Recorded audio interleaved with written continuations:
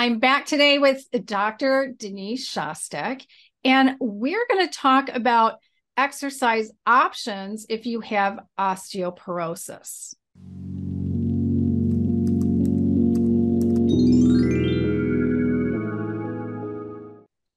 Hi, I'm GloryB, and this is GloryB-TV, a lifestyle channel for mature women who want to look fabulous, feel amazing, and age gracefully. You might have seen some previous videos that I did with Dr. Shostek, starting with our very first one. We were talking about osteoporosis and what we were going to do. Dr. Shostek had some osteopenia. I had been diagnosed with osteoporosis, so it's been a journey for me, but I did reverse it. Now, we used to live closer together. Now we don't, so we're on a Zoom call. And in this video, we want to talk about exercise because I talked about one of the things that I did to reverse osteoporosis was to do jumping, because I had read an exercise study that was done with women. And when they did jumping, and that was one jump, wait 30 seconds, another jump, wait 30 seconds. And they did 20 of those jumps. And I was doing this 3 days a week. It helped to build real bone. But according to Dr. Shostek, not everybody should be doing jumping. So she has some options depending on how dense or how not so dense your bones really are. So please tell us all about it. Thanks, Glory. It's so good to be back. Hello, everyone. I've talked to lots of women out there, and it's nice to talk right now about exercise. So if you've been diagnosed with osteoporosis, and that's the T-score, and you'll see it on your DEXA scan report, I don't recommend the jumping. I don't recommend running. I don't recommend sports that has high impact. Why? Because there's a risk of fracture.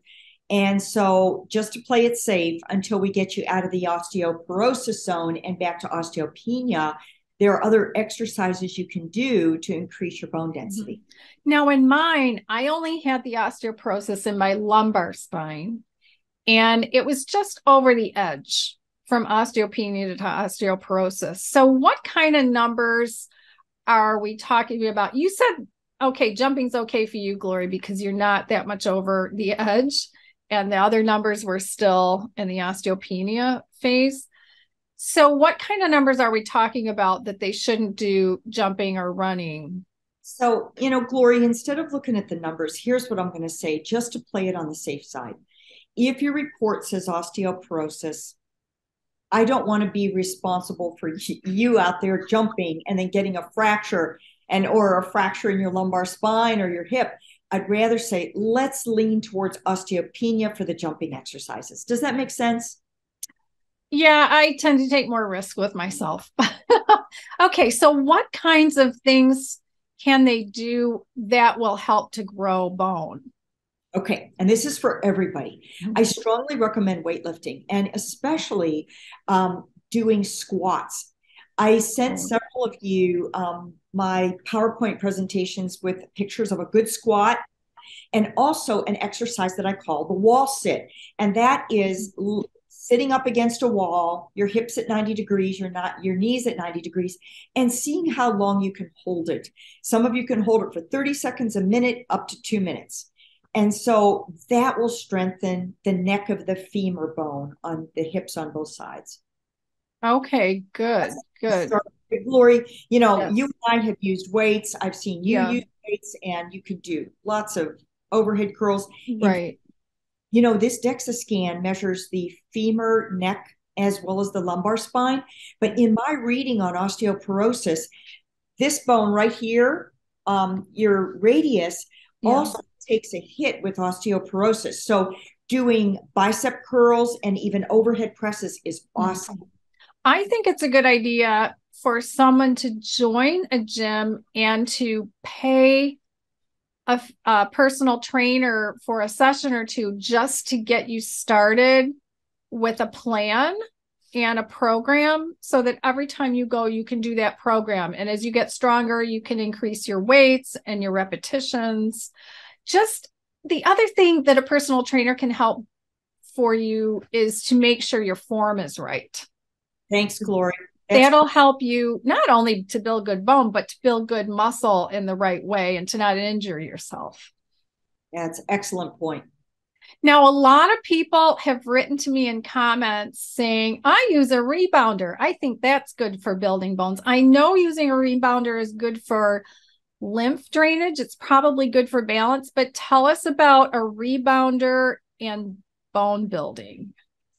Well, I would agree with you, Glory. The rebounder is more for your lymphatic system and getting all that lymph moving and getting it out.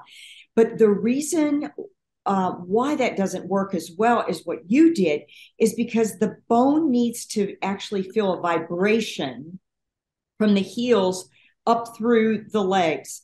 And what most doctors are recommending is something called a vibration plate. Have you heard of this? Yes. Yes. And you have some recommendations for which types you should purchase. Yeah.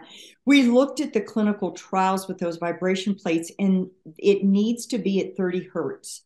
So if you go on the internet and you're on Amazon and you're just purchasing any vibration plate, you have to make sure it's at 30 hertz because that's where the clinical trials come out of.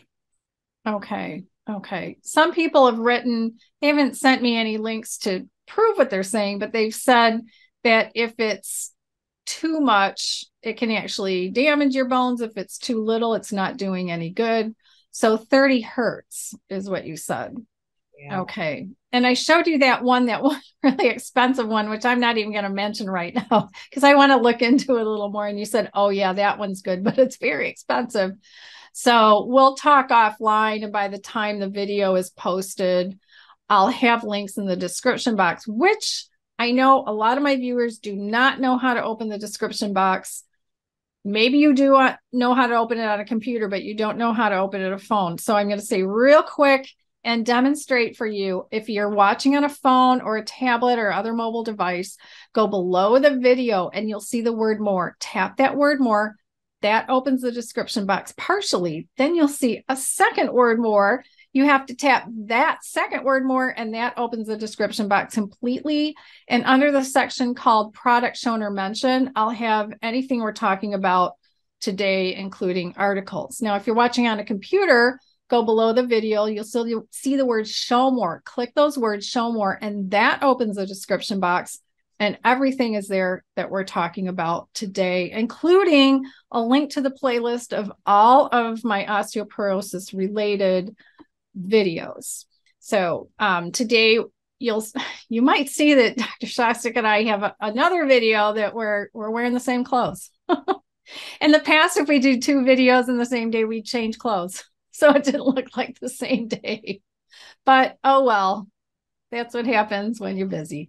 So you'll see us wearing the same clothes and talking about a slightly different subject. So I think this is good.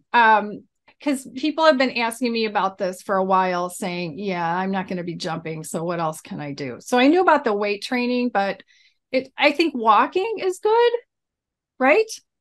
Brisk walking, moving your arms.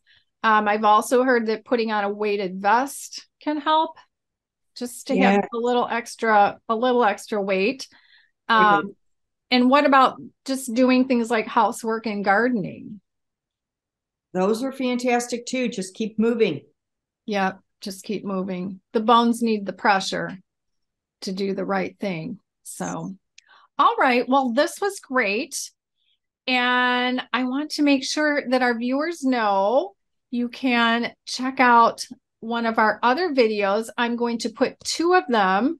Hopefully I'm pointing the right way, the right side of your screen. And we'll see you in the next video.